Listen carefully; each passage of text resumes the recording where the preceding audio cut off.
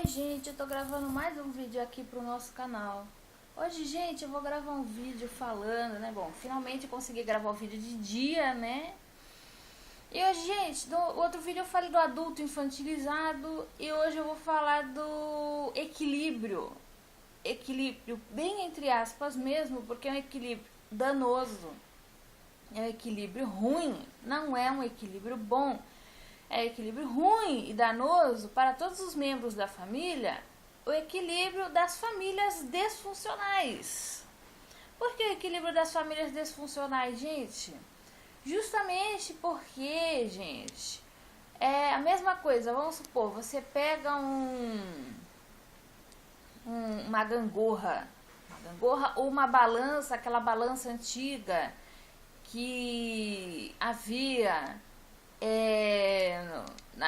nas farmácias e nos supermercados antigos, que você colocava um e o outro ele fazia assim, né? Ele fazia um ia para baixo, até para cima, enfim, havia um equilíbrio, né?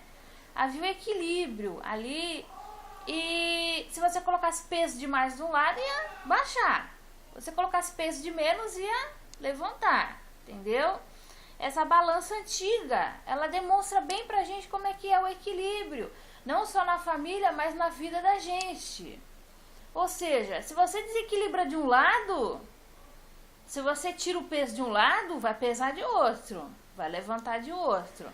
Se você coloca peso demais de um lado, o outro vai pra cima, entendeu?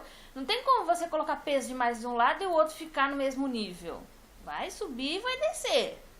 Não tem como. E a vida também é assim. A gente acha que porque, por exemplo, a gente está lidando com forças invisíveis, por exemplo, a agressão verbal, ela não deixa marcas físicas. Então tá tudo bem. Então, é brincadeirinha, ou toda família tem isso, ou todo casal tem isso. E não é assim, gente. Sabe por que não é assim? Porque deixa marcas pra vida inteira e vai indo de geração em geração. Como eu sou espiritualista, eu acredito, inclusive, que essa é uma carga de energia negativa, é uma carga que, inclusive, entope todos os chakras, entope todos os seus centros de força e de energia do corpo. Porém, até para quem não acredita, vamos supor, uma pessoa totalmente cética e ateia, que não precisa acreditar nem em Deus ou deuses, tá, gente? Porque eu conheço gente que não acredita em Deus ou deuses, mas vai na Umbanda e acredita em vida após a morte e acredita em reencarnação, mas não acredita em Deus ou deuses. As pessoas acham que só porque a pessoa acredita em Deus ou deuses, ela vai acreditar em reencarnação. Ela vai acreditar ou se não seja reencarnação, no céu, no inferno. Ou ela vai acreditar no Deus bíblico. Não pode acreditar em outro Deus, tem que ser o Deus bíblico. Não, gente. Vamos supor que a pessoa é ateia, mas ela acredita que haja energias positivas e negativas. Tem, tá, gente? Conheço gente que é agnóstica, que não acredita num Deus todo-poderoso e tal, mas acredita em forças, acredita em energias e acredita em reencarnação, tanto que vai na Umbanda, vai em centro espírita, porque acredita nos guias. Por quê? Porque já lidou com os guias. A pessoa, nessa lide com os guias, ela percebe que eles existem. E tudo bem, mas vamos supor que o ateu, daquele ateu bem 100% cético que não acredita em nada. Até mesmo esse ateu 100% cético, que está no seu direito de não acreditar em nada, né? Ele vai concordar, se ele for razoável, né? Ele vai concordar com o seguinte fato: de que uma família disfuncional geralmente leva suas disfuncionalidades para as próximas gerações, de filhos, de netos, bisnetos, etc., se essa disfunção não for tratada.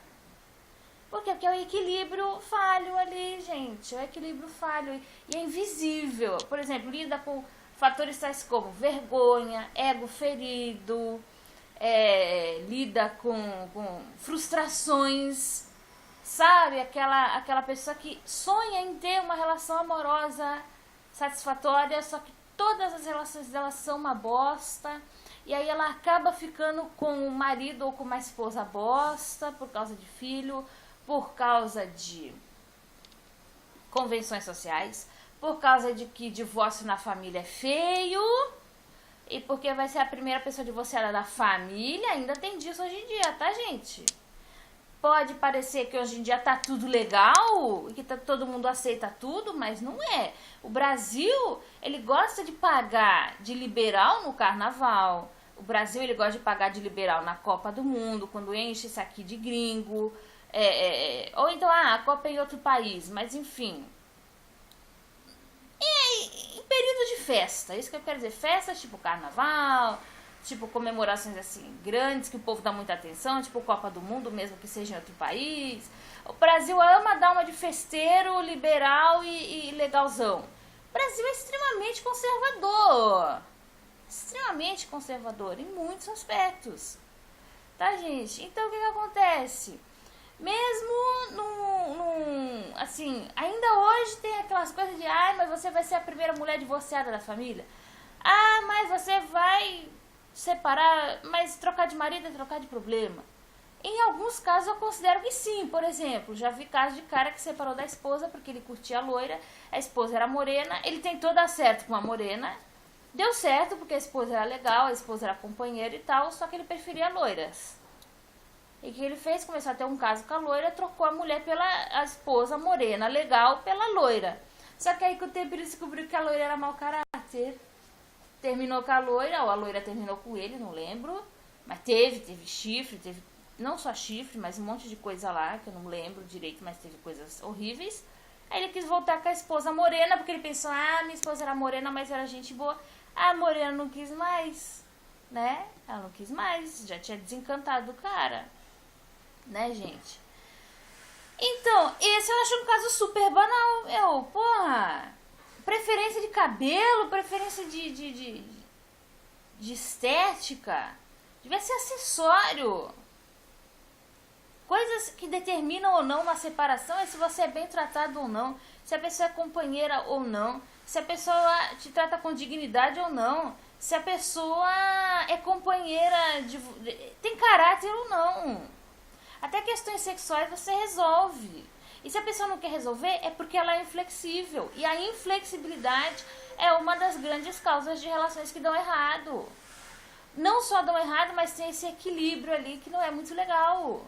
Esse equilíbrio perverso da balança que eu citei para vocês.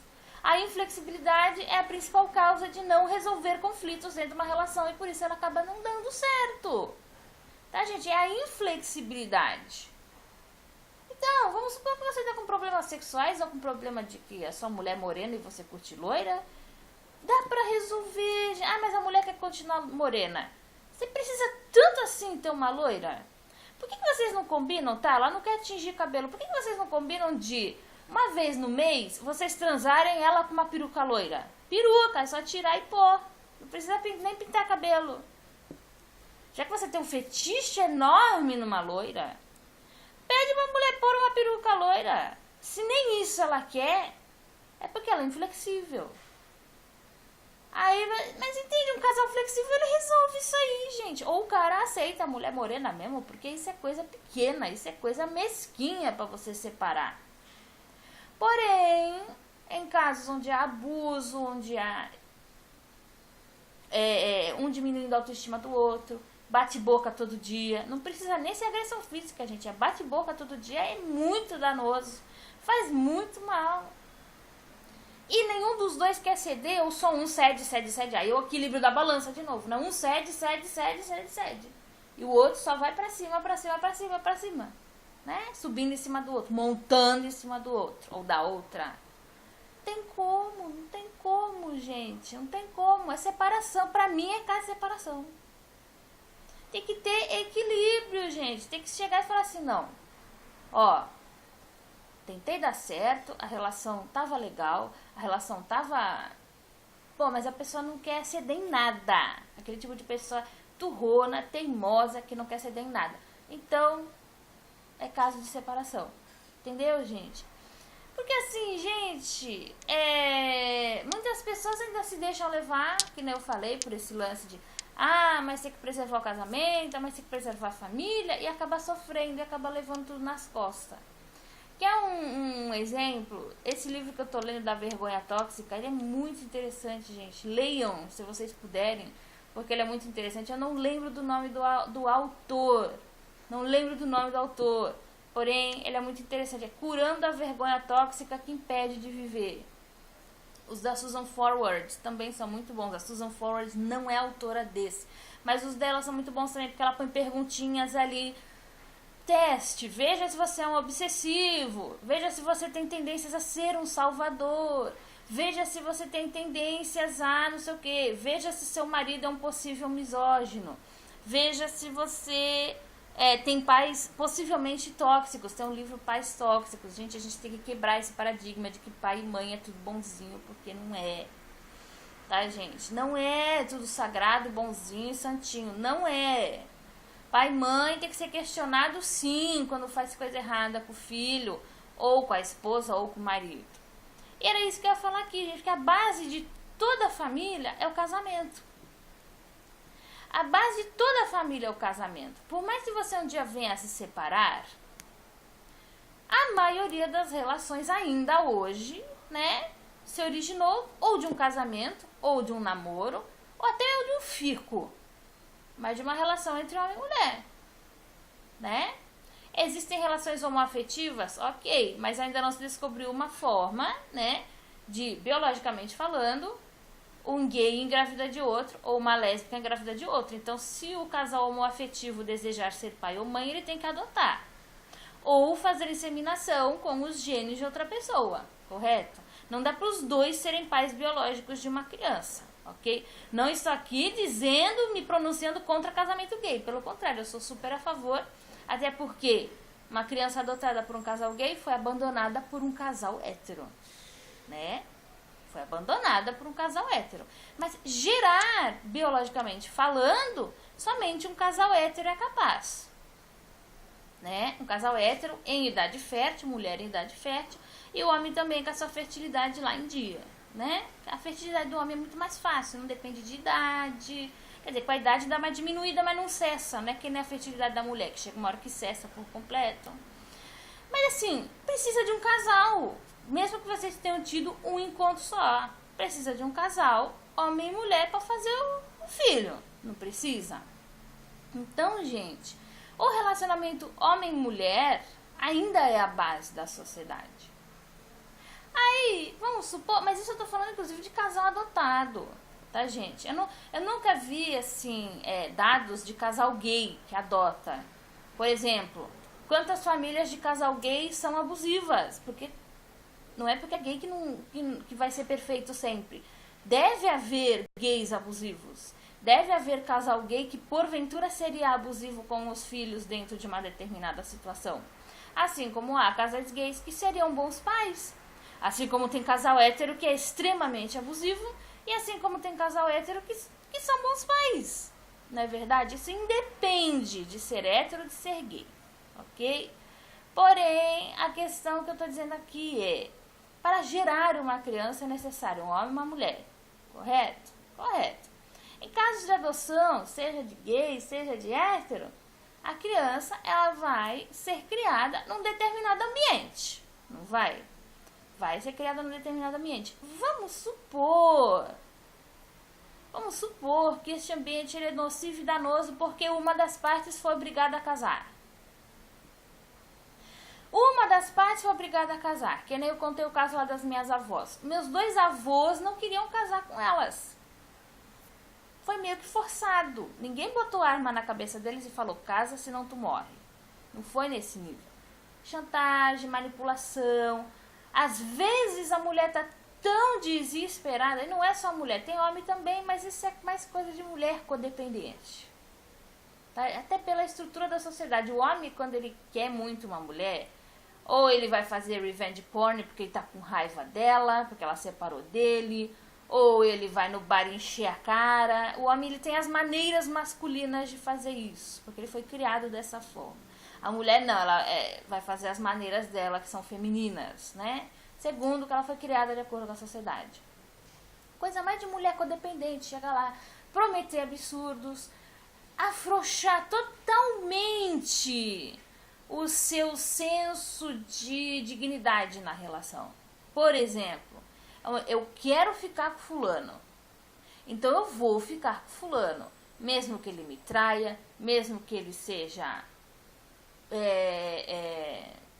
uma pessoa irresponsável, mesmo que ele não trabalhe nunca, não é um período desempregado que acontece com todo mundo, mesmo que ele não traia nunca, mesmo que ele não faça nada de errado, mesmo que ele não, sabe, mesmo que ele, desculpa, não que ele não faça nada de errado, mesmo que ele faça várias coisas erradas, mesmo que ele não traga dinheiro para casa, mesmo que ele fique nas minhas costas por anos a fio, não trabalhe nunca, mesmo que ele me traia com todo mundo, mesmo que ele me traga DST, mesmo que ele me bata, mesmo que ele cuspe em mim, me xingue de tudo que é nome, eu vou ficar com ele porque é com o fulano que eu quero ficar. Então a pessoa, ela se predispõe a doar até o que ela não tem, para que aquela relação dê certo e para que a outra parte não desista de si. Ah, ele não tem atração sexual em mim? Então ele pode me trair. Lá fora ele vai ter atração sexual, comigo ele vai ter qualquer outra coisa. Aí a pessoa vai inventar alguma coisa de vantagem pro outro ficar com ele ou com ela. Isso é péssimo, tá, gente? Porque a criança cresce vendo isso. Se vocês terem filhos juntos, a criança vai crescer vendo isso. A criança vai crescer, vai olhar e vai falar, minha mãe se desdobra inteira pra aceitar um infeliz do lado dela. A criança vai ficar com raiva do pai. Por quê? Porque, cara, quando a pessoa é obrigada a casar de alguma maneira, ela fica com raiva. Ela não se sente livre escolhendo, mesmo que não tenha uma arma na cabeça, mas seja, por exemplo, chantagem. Uma das minhas vozes, ela fez mais nome em chantagem. Eu não sei também o que ela prometeu pro meu avô. Ela chega lá e promete absurdos do tipo, você pode fazer tudo o que você quiser que eu nunca vou reclamar. Você pode fazer qualquer coisa que eu não vou reclamar. Eu sempre vou ficar ali com você e tal. Eu não sei. Eu não sei se chegou nesse ponto, tá, gente? O negócio. Mas aí o que acontece? A criança vê e ela fica com raiva do pai. Por quê? Porque o pai, vamos supor, o pai, no meu caso foram os avós, né? Mas vamos supor, o pai foi obrigado a casar. Então ele fica, tô casado com uma mulher que eu não gosto. Então ele passa noites fora com o quê? Com a noitada, com as amantes. É pra ele até esquecer que existe aquela mulher com quem ele casou que ele não queria. Vai xingar, vai fazer chantagem também. Casou pra quê? Que nem meu avô falar pra minha avó toda hora. Casou pra quê? Ficar solteira. Minha outra avó também, ela não obrigar meu avô a casar, mas ela engravidou e ficou indo atrás por anos a fio atrás dele, até ele aceitar sair com ela. Vai saber se ela mentiu, vai saber se ela falou, não, eu não quero namorar contigo, eu só quero uma trans e nada mais. Naquele tempo, né, nos 50, ele a engravidou e vamos supor que ela mentiu falando que ela só queria um caso com ele, quando na verdade ela não queria, ela queria ficar com ele, ela queria casar com ele. A gente não sabe como ela foi realocada para a casa dos meus bisavós, para a casa da minha bisavó, que era mãe do meu avô. Naquele tempo a cobrança era muito grande. Ela chegar e falar, escuta, até quando que essa moça vai ficar aqui na minha casa, comendo da minha comida, mãe solteira, sem trabalhar. Eu não sei se ela trabalhava, porque a minha avó, ela sempre trabalhou, ou de faxina, ou de alguma coisa, enfim, ela sempre trabalhou. Mas eu digo assim, até quando que ela vai ficar na minha casa nessa condição de mãe solteira, que era uma condição muito execrada na época ainda, nos 50. Aí ele chegou e falou, na época ele já tinha, se eu não me engano, 28, 29 anos, já tinha um filho com ela. Ela tava ali, já tinha um filho com ela, ele pensou, uma hora eu vou ter que casar mesmo, não tem outra, não tem tu, vai tu mesmo. Só que ele casou com raiva, porque ele se sentiu manipulado, ele se sentiu coagido a casar. O cara fica com raiva, os filhos sentem, criança é muito sensível. Criança sabe quem gosta dela, sabe quem não gosta dela, sabe quando o pai e a mãe tá com raiva, sabe quando o pai e a mãe tá condenando a criança por alguma razão. Criança sabe tudo, gente. Vocês acham que a criança não sabe? Criança sabe tudo. Tinha aluno meu que sentia até quando eu tava mais triste, quando eu ia com depressão da aula. Eu saía da aula e ia chorar no banheiro. Na frente deles eu não chorava. Aí de repente vinha a avó, vinha a mãe, você tá bem? Fulano disse que você não tá bem. Eles sentem tudo, meu. Eu não os maltratava, eu não os destratava, mas eles percebiam que eu tava moada. Percebiam que eu tava triste. Percebiam que eu não tava bem. E às vezes até comentava, ai, com a avó, com a mãe, ai, a professora hoje não tava bem, viu? Ah, não sei o que. Aí a mãe, pô, você tá bem? Você tá legal? Entendeu? Criança sente tudo. Você acha que não sente? Sente tudo.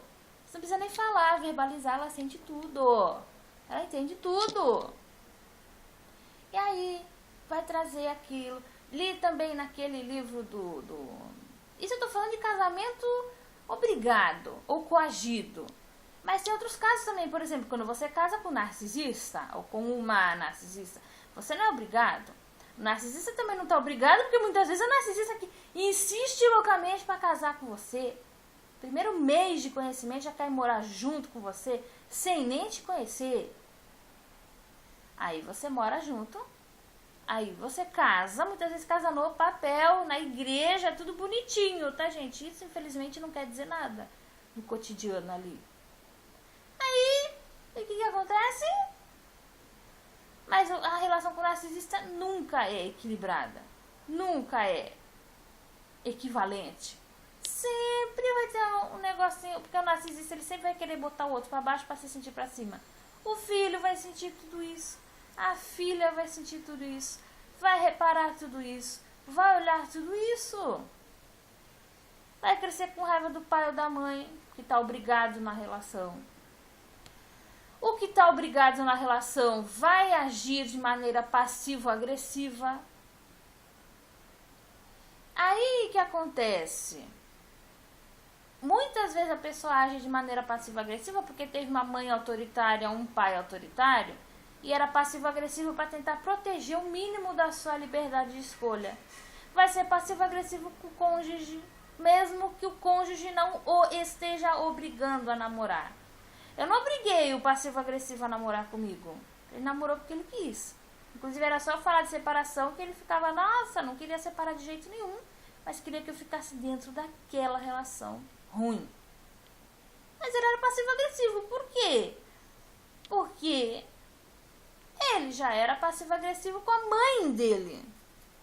Porque a mãe, pelo que ele falava, era muito controladora, prendia em casa, aquela coisa toda. Então ele tinha que ser passivo-agressivo para conseguir ter algum domínio sobre a própria vida. Ele estendeu isso para mim. Entendeu? Quer dizer, o cara não quer separar, mas também não quer se comportar de maneira decente. Criança percebe tudo isso, por isso que não tem um dia que eu não agradeça por não ter tido filho com os ex. Se eu tivesse filho, gente, ia ser muito pior.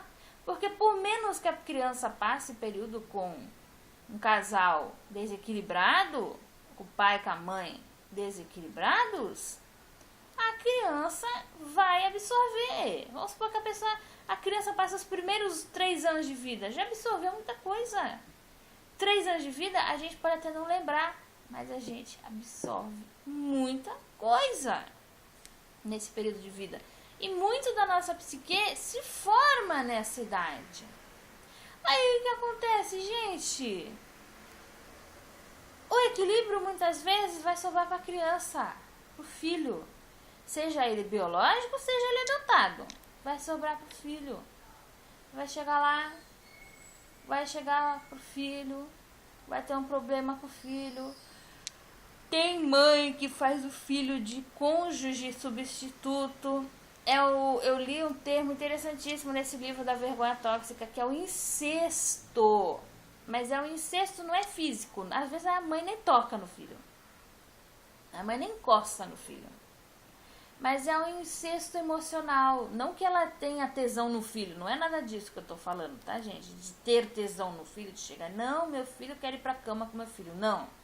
Não é. Inclusive esse era o tema do tal do Amor Estranho Amor, aquele filme, aquele famosíssimo filme da Xuxa com o menino lá. Tinha a Vera Fischer também, e a personagem da Vera Fischer era mãe de um menino, e o menino tinha tesão na mãe. Enfim, era um tema bem pesado lá também, o filme. Mas enfim, não é isso, não é tesão sexual, gente, não é tesão. É emocional. Teu marido não te dá um negócio, tu vai buscar no teu filho. Principalmente se teu filho já for um pouquinho mais moço. O cara não é feliz com a mulher, vai buscar alguma coisa de emocional na filha. Ou também há outros papéis, que nem eu falei, o papel da mãe. Às vezes a mãe não tá legal, às vezes a mãe é alcoólatra, ou é depressiva, ou vai saber Deus o que distúrbio que essa mãe tem. Aí um dos filhos mais velhos acaba virando mãe dos filhos mais novos. Ou uma avó vira mãe dos netos. Também é muito comum na sociedade hoje em dia. A mãe quer continuar gandaiando, quer ir pra balada, quer se esbaldar. Mas já é mãe. É diferente. Não pode se esbaldar do mesmo jeito que se esbaldava quando não tinha filho. Por quê? Porque agora a criança tem que ter certas prioridades. Não, aí deixa com a avó. Aí a avó vira mãe. Mãe, eu digo, não de que teve o filho, mas vira uma mãe emocional. Vira uma mãe emocional. Sempre família onde tem mãe ou pai disfuncional, alguém vai assumir o papel. Seja o irmão mais velho, seja uma avó, seja até a professora da escola. Tem criança que é mais apegada na professora da escola do que na mãe, porque a professora da escola vai fazer aquelas brincadeiras com massinha, vai fazer brincadeira com desenhinho, vai dar atenção pra criança, que às vezes a mãe não dá em casa. Aí, mas eu quero a titia da escola, eu quero a tia, porque já acostumou com a tia. Entendeu, gente? Não é físico. Não é físico, e também não é, por exemplo, tornou-se mãe por adoção. Não é isso que eu tô falando, não é oficial, é emocional. E é muito inconsciente, porque o inconsciente ele vai buscando caminhos. Eu já ouvi falar que quando os neurônios morrem, outros neurônios vão tentando buscar caminhos para fazer novas ligações neurais. Não sei se eu tô falando bobagem, se eu estiver falando, podem me corrigir no comentário. Mas é a mesma coisa quando você não tem um pai e uma mãe funcional. Aí você vai buscar nos outros. É um desequilíbrio, tá, gente? Aliás, é um equilíbrio macabro. É a mesma coisa, um equilíbrio que você ganha, por exemplo, com a muleta. Com a muleta. Pra largar a muleta não vai doer? Vai. Pra andar normal de novo não vai? Ter que às vezes reaprender a andar, fazer fisioterapia e tal? Vai. É um equilíbrio macabro que se institui ali. Por isso que muitas vezes é tão difícil largar a família tóxica ou até mesmo o marido ou cônjuge tóxico, porque o marido ou cônjuge, ele, ou a esposa, enfim, já assumiu um papel dentro da tua relação. Papel de apoio, porque geralmente quem tem marido e esposa tóxicos vem de famílias tóxicas e repete padrões. E aí o marido ou a esposa tóxica é uma espécie de muleta ali, é uma espécie de escoramento que a pessoa tem, que não tinha nos pais. Aí ela vai perder aquilo ali e vai voltar para onde? Para a família tóxica, de pai e de mãe, de novo. E às vezes a questão não é nem financeira, tá, gente? A pessoa às vezes ganha bem, ou ganha razoável para se sustentar, minimamente que seja, de maneira humilde, modesta, mas tem. Não precisa do outro para se sustentar. Mas é uma muleta. É uma muleta emocional, tá, gente? Hoje eu percebo por que eu não queria que o suposto, eu odeio o amor, terminasse comigo na época. Porque ele virou minha muleta. Eu não me resolvi por dentro, eu não me curei por dentro, e ele era minha muleta. Por quê? Porque ligava todo dia, na obsessão dele, na loucura dele. Ligava todo dia, queria saber como é que eu tava todo dia. Dava presentinho, falava aquelas coisas maravilhosas. Ai, que mulher linda, ai, que não sei o que, ai, que nós vamos ser muito felizes juntos, ai, que já me considero seu marido. Era tudo balela. Era tudo mentira. E ele fez. E eu acreditei e eu tomei aquilo como um amuleto emocional para mim, porque eu não me resolvi por dentro. A minha família, ela é toda disfuncional desde os bisavós. Minha bisavó foi a mãe de homem casado, uma das, né? Foi mãe de casado. Aí o que acontece? No mínimo também acreditou, ela também apanhava muito da minha tataravó, né? Seria tetravó no caso. Apanhou muito. Aí ela acha que aquele cara que às vezes tá dando uma palavrinha bonita vai resolver a vida dela. Vai nada, só deixou ela com o filho. Ela teve que sair da cidade, que era muito feio na época ser mãe solteira. Na época ela... Ah, mas o marido trair não era feio, desde que fosse debaixo dos panos. Né? É uma coisa do romance Gabriela, Cravo e Canela. Você vê ali, minha filha, tanta coisa errada que tinha ali. Por quê? As mulheres não podiam sair de noite. Mulher de família não saía de noite. Mulher de família, depois das 6 da tarde, ia trancar em casa. Não podia namorar homem divorciado, porque aí não podia casar de novo. Não podia isso, não podia aquilo, não podia aquilo outro. Mas tu via o quanto de homem que tinha amante, inclusive com casa montada pra amante. Abria conta na loja pra amante. Era casado, tinha filhos e tinha amante, e geral sabia. Botava até casa pra amante morar. Quer dizer, sabe, um monte de coisa errada. E na época também já tinha, mas assim, você vê como que não repercute, porque os filhos dessas famílias vão ser disfuncionais. E se eles não se resolverem por dentro, é muito difícil, é muito trabalhoso. Eu confesso que tem coisa que eu ainda não resolvi, gente. Eu tenho muita raiva dentro de mim. Tem momentos que quando eu tô com raiva, eu começo a xingar, eu começo a falar um monte de bosta. E as pessoas dizem que elas têm até medo de me ver com raiva. Eu me vejo muito como tem uma deusa hindu que era Parvati. Algumas tradições dizem que Kali veio dela. Outros dizem que Kali é uma faceta dela. Parvati, quando ela tá na sua faceta boa, ela é mãe, dona de casa, boazinha, dedicada, não sei o que, tal. E ela tem que suportar lá os perrengues do Shiva, aquela esposa do Shiva. Quando ela está na face Kali, é o Shiva que tem que suportar ela, porque ela é terrível. Não sei se vocês já viram as figuras da Kali, ela, a língua de fora, com cabeça na mão, com espada na mão, a mulher fica louca, meu. Eu sou meio assim também, porque o meu lado bonzinho, aquela coisa legal, dedicada, não sei o que, não sei o que. Quando eu viro no Jiraiya, minha filha, as pessoas não me reconhecem. As pessoas não me reconhecem. Algumas pessoas falam, eu fiquei com medo. Eu pensei que ser que está te possuindo. Não, é o lado sombra mesmo que não foi bem trabalhado. É o lado da raiva que não foi bem trabalhado. É o lado de ter feito certas funções na minha família que não era para eu ter feito. Era o fato da minha família não ter se trabalhado. É o fato de um monte de coisa ter acontecido que eu não trabalhei bem essa raiva e eu viro um cão quando eu fico nervosa. E às vezes eu fico pensando, não era pra tanto, né? Eu podia ter me controlado, né? Não sei o que. Quando eu morava em São Paulo era mais calma.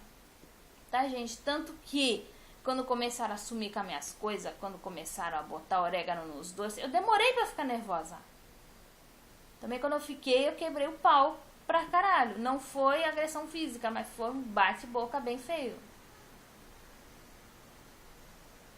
Mas eu demorei. Eu fico pensando, caramba, se eu tivesse naquela situação em Santos, naquela situação infeliz que eu tava, na primeira ou na segunda eu já ia ter chutado o pau da barraca. Não, eu demorei. Porque eu tava bem, eu tava, caramba, meu negócio tá dando certo. Ai, que legal, eu tô conseguindo vender, eu tô dando certo. Eu não dependo de ninguém aqui, eu não dependo nem do empregador aqui. Isso me deu uma autoestima enorme. Então eu não tinha tempo nem pra ter raiva. Cara. Então eu tenho questões a serem trabalhadas ainda. Muitas questões a serem trabalhadas. Ainda, questão da raiva, questão de raiva reprimida. A minha mãe também tem. Lembra que eu falei no outro vídeo da minha mãe?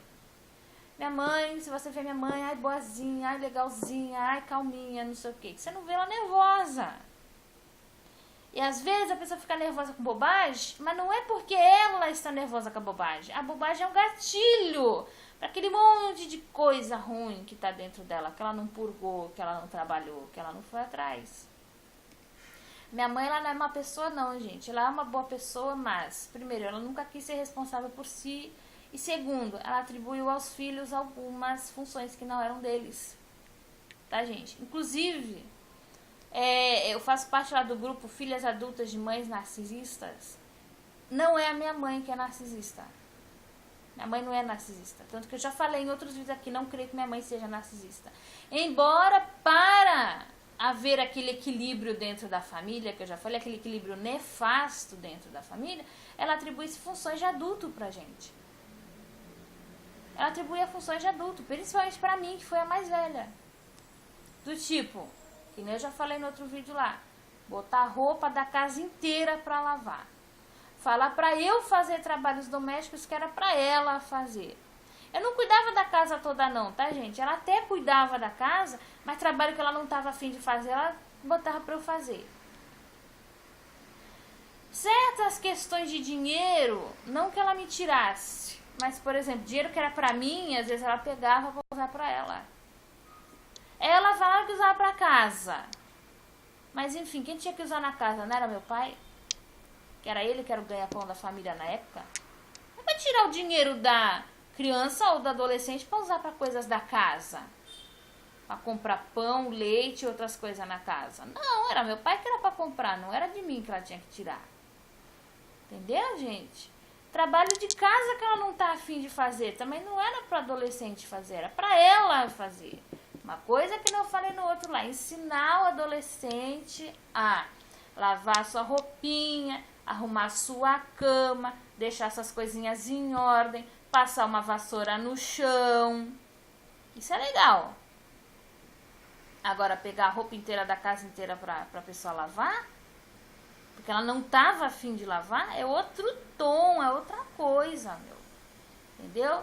E assim, me usou, que nem eu falei lá também, me usou de psicóloga. Por quê? Porque era um equilíbrio ruim. Por que era um equilíbrio ruim? Ela veio de uma família disfuncional. Minha mãe era filha daquela senhora que, quando era jovem, ficou insistindo com meu avô ficar com ela.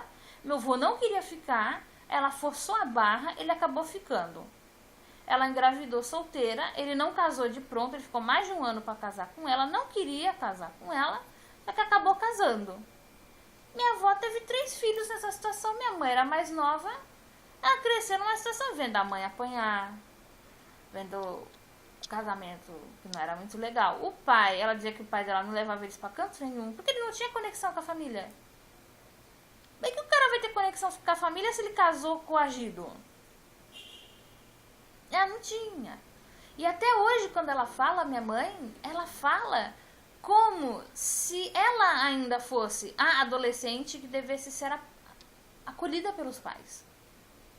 Por que ela fala assim? Porque ela fala, eu queria que meus pais tivessem me explicado. Eu queria que meus pais tivessem me ensinado. Eu queria que minha mãe não sei o que, não sei o que. Eu nunca vi a minha mãe se questionando, eu devia ter feito tal. Ela só uma vez me falou que ela não devia ter me feito psicóloga. Ela falou, Sara, eu errei, eu não devia ter te feito psicóloga. Mas de resto, ela nunca me aconselhou em relação às minhas relações abusivas. Quando eu tava com passivo-agressivo, se fosse eu no lugar dela, com uma filha, com um cara assim, escuta, filha, vem cá. O que tu tá fazendo com esse cara? Esse cara não trabalha, esse cara não faz isso, não faz aquilo. Por que você tá com ele? Eu ia perguntar, eu ia falar. Ela nunca, assim, se colocou como, poxa, filha, eu também não te ajudei com as tuas relações abusivas. Não, ela fala por que a minha mãe não me ajudou com não sei o quê? Por que a minha mãe não me orientou? Por que a minha mãe não sei o quê? Tipo, como se ela ainda fosse a adolescente que necessitasse de ajuda e orientação. Ela não se põe no papel de mãe que tem que auxiliar nesse caso. Entendeu? E o que acontece? Ela foi com esse equilíbrio mal feito, porque ela veio de uma família desequilibrada e ela casou esperando que a patrocinassem. Por quê? Porque ela deixou de trabalhar, deixou de pagar as contas. Quando você deixa de trabalhar, gente, nem que você não trabalhe fora, mas você tem uma renda residual, ou seja, algum parente te deixou um imóvel e você aluga. E você recebe dinheiro do aluguel. Ponto. Você tem que lidar com dinheiro. Dinheiro é energia, gente. Vamos parar de demonizar o dinheiro.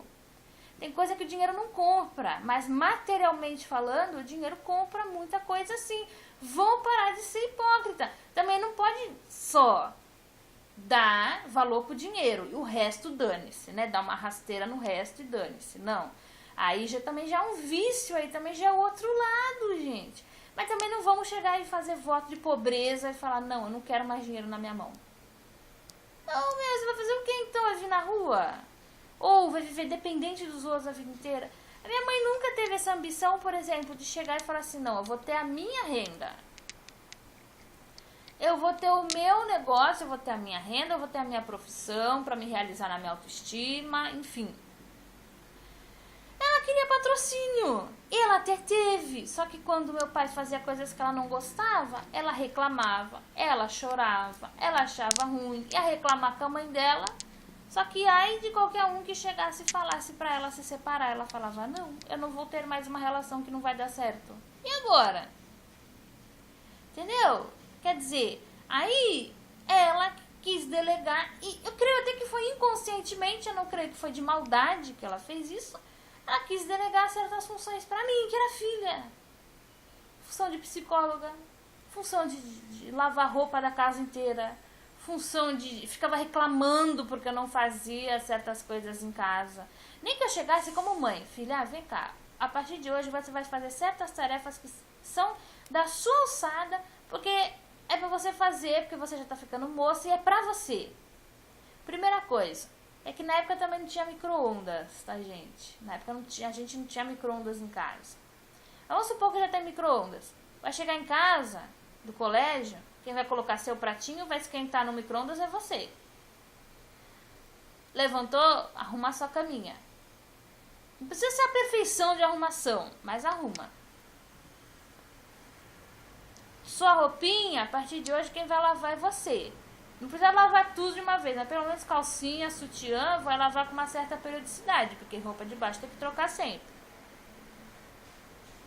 Blusinha, essas coisas e tal. Nem que a mãe continuasse lavando as blusas, pelo menos se for muito jovem ainda, 12, 13 anos. A mãe continua lavando, mas bota uma, duas blusas pro jovem lavar até ele conseguir já lavar tudo, né? Pronto, devagarzinho, lava a sua loucinha quando você acabar de almoçar. Tudo, é que nem um hábito, é que nem tomar banho e escovar dente, é um hábito. É que nem chegar no horário na escola, é um hábito. É que nem no futuro trabalhar, é um hábito. Você não pega de uma hora pra outra. Mas não, ela fazia com raiva, ela dava como castigo, trabalho doméstico como castigo, que pra ela devia ser um castigo. Ela queria patrocínio, ela queria um pai, uma mãe dentro de um casamento, sendo que ela tinha questões infantis não resolvidas. Gente, isso é muito ruim. Isso é muito ruim. E eu não a vejo como narcisista ou com fortes traços narcísicos. Mas ela, entendeu? Não resolveu. Tem gente que desconta na comida, eu descontei na comida. Ela já não descontou na comida, ela descontou em outras coisas. Tem, tá, gente? Não é legal. E não é legal, então... Por que eu tô falando de todo esse lance do desequilíbrio? Porque ele é hereditário. Ele vai de família para família. Você vê um casal disfuncional, teve pais disfuncionais, os dois. Uma pessoa saudável não casa com uma pessoa doente. Doente, eu digo, não é de doença física, é doente de alma mesmo. Essa coisa de ter questões da infância não resolvidas, ou inclusive narcisista. Narcisista geralmente quem acha? Quem é filho de narcisista. Ou quem foi criado por narcisista, seja mãe, seja pai, seja avô, tio, cuidador, cuidadora, como eu já falei inúmeras vezes aqui nos vídeos. Já está acostumado, já está treinado para aceitar abuso narcísico. O narcisista sente o cheiro disso daí, ele nem vê, ele sente o cheiro e ele acha diferente. Ele pega e ele sabe. que vai funcionar, que aquela pessoa vai funcionar. Alguém tem que interromper esse círculo, gente. Se você está vivendo isso na sua casa, na sua família, de hereditariedade que vem lá de cima até aqui embaixo, presta atenção. Tenta resolver, gente. São anos de trabalho. Eu nunca conheci ninguém que viu esse monte de carga difícil, negativa, tóxica e resolveu em um mêsinho, 2. Isso não existe. Trabalho muito longo, é trabalho de hereditariedade muito longa, que às vezes vai lá para trás. Não tenha filhos enquanto você não resolver essa questão. Ah, mas eu já tô perto dos 40, o relógio biológico já não tá mais aguentando. Não tenha. Não tenha. Ou adote depois. Eu não sei qual é a idade máxima para adotar. Mas não adote, não tenha filho biológico, gente, enquanto não resolver pelo menos grande parte desse negócio. Não coloque um filho seu no meio disso, tá, gente? Não coloque um filho seu no meio disso, porque aí ele vai perpetuar com os filhos dele, com a esposa dele, com o marido dele, com as namoradas dele, com todo mundo. Não perpetua, gente. É um apelo que eu faço aqui pra vocês. Tá? É um apelo que eu faço aqui pra vocês. Todos nós temos defeitos, que eu falei também, tem o defeito, tem a questão da raiva mal resolvida, tem a questão da... um monte de questão ainda mal resolvida, mas que eu tô tentando, de maneira muito dura, árdua e diária, resolver. Quando eu erro, eu tento reconhecer, eu falo, pô, mas eu errei, eu fui nervosa, né? Pô, não precisava de tudo aquilo, né? Tentar me corrigir dessa vez. Lembrando que como a gente não é perfeito, a gente sempre vai errar. Por mais corrigido, por mais resolvido que a gente seja, tem uma hora que fica nervoso, tem uma hora que explode, tem uma hora que... ou é relapso demais. Isso é humano, gente. Mas aí você... qual a diferença entre a pessoa mais alerta lá? Ela dá um break e fala, não, peraí, tô passando o limite. Aí volta. A pessoa que não tá nem aí, ela passa do limite e dane-se, ainda põe a culpa no outro. Aí é falha de caráter, aí é um hábito nocivo de vida, né, gente? Toma cuidado e pensa assim, gente, o equilíbrio da família, ele sempre vai se manter, mesmo que de maneira ruim. Então, se a tua família está equilibrada de maneira ruim, não hesite, divorcie-se. Divorcie-se por um motivo de abuso que a outra parte não quer resolver. Não tô falando por bobeirinha, divorciar-se por bobeirinha, que eu falei no começo do vídeo, não. Divorciar-se por motivos sérios. Porém, não deixe a sua família continuar num equilíbrio macabro. Se uma das partes sai, tá, gente? Geralmente a família ela vai entrar em desequilíbrio e vai buscar outro alguém para equilibrar. Seja um outro filho, seja um parente mais longe, ou o próprio casal, ou às vezes o casal separa. Por isso que tem muito casal que quando os filhos vão embora, na tal da síndrome do ninho vazio, o casal separa. Que os filhos tinham funções, seja de cônjuge substituto, mesmo que, reiterando, não houvesse incesto físico, porém houvesse uma espécie de substituição de papel de cônjuge no emocional, e é inconsciente, não é consciente da parte dos pais e nem do filho, o filho sai de casa, seja para morar sozinho, seja para estudar fora, ou seja para casar e constituir a família dele, o casal separa. Os filhos vão embora, o casal separa. Por quê? Não tem mais nada que os una. O que unia ainda era aquele equilíbrio macabro dos filhos ali ajudando a equilibrar. Mas na realidade não existia. Ia mantendo, ia capengando, mas ia mantendo daquela forma. E se os filhos saem, o casal acaba separando ou dá algum problema lá. Mas não mantenha e principalmente não perpetue, não comece, não perpetue famílias tóxicas. Se você é uma pessoa que foi criada em família tóxica, faça de tudo para se curar, pelo menos o mínimo possível, para você ter um casamento razoável. Não estou falando casamento de conto e fada, que eu não acredito nisso. Casamento minimamente razoável e filhos numa família minimamente razoável. Ok, gente? Ficar alerta e tentar se corrigir quando você está passando o limite. Erros todos nós sempre vamos cometer, mas aí a gente vai poder, não, peraí, vamos voltar para trás, porque agora eu estou passando o meu limite, eu estou errando. Admitir que está errado. Admitir que está errado, errada. é o primeiro passo para poder se corrigir. É o que eu sempre falo aqui. Eu tenho sempre muito a aprender. Tem gente que fala, nossa, Sara, mas você já sabe muito, mas você já se corrigiu muito, você tá bem melhor. Mas se eu cair nessa cilada de, eu já aprendi muito, eu vou pôr as pernas pro ar, não vou fazer mais nada. Eu tenho sempre que melhorar, principalmente porque eu venho de uma ancestralidade muito tóxica, há mais de 100 anos já. Mas pra trás eu nem sei, né, o que aconteceu, da tataravó pra trás eu nem sei o que aconteceu. Mas eu venho de uma ancestralidade tóxica, então eu tenho uma pessoa que nem eu. Tem que se vigiar sempre para não ser agressiva de graça com os outros. Para não ser escrota com os outros de graça. Para não fazer merda. Tem que se vigiar muito. Muito mesmo. Todos os dias se vigiando, fazendo, olhando. E pensar assim, não, poxa, vou tentar ser um ser humano melhor. Gente, muito obrigada por mais essa atenção e até o próximo vídeo.